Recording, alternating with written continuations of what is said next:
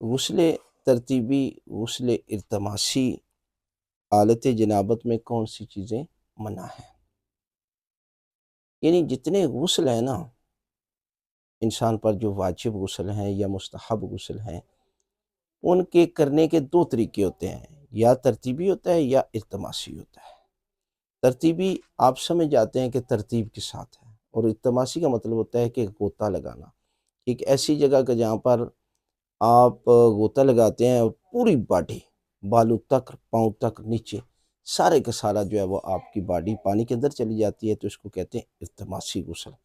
وہاں ترتیب ضروری نہیں ہے، لیکن ترتیبی میں نجاست کو دور کر کے سب سے پہلے سر اور گردن کو دھونا ہے، پھر دائیں سائڈ، آگے اور پیچھے مکمل، اور پھر بائیں سائڈ۔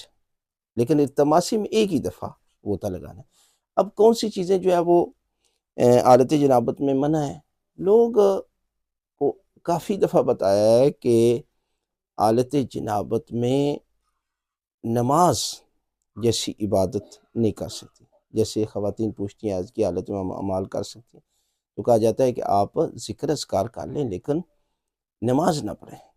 اسی طرح قرآن مجید کے سطروں کو ہاتھ لگانا وہ بھی جائز نہیں ہے۔ مسجد میں ٹھہرنا یہ بھی جائز نہیں ہے۔ لہذا باقی ذکر اذکار کر سکتی ہیں۔ کھانا پینا مکروہ ہے، کراہت کی گئی ہے۔ آپ جو ہے وہ کلی کر کے ہاتھ دھو کر کھانا پینا کر سکتے ہیں۔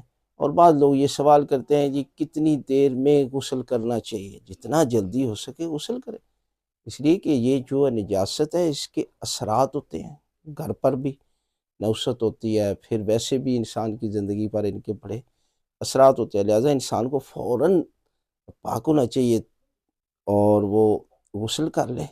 لہٰذا یہ طریقہ کار ہے، اور اس طریقے کے ساتھ جو اگر آپ غسل کرتے ہیں تو آپ کا غسل بھی ٹھیک ہوگا۔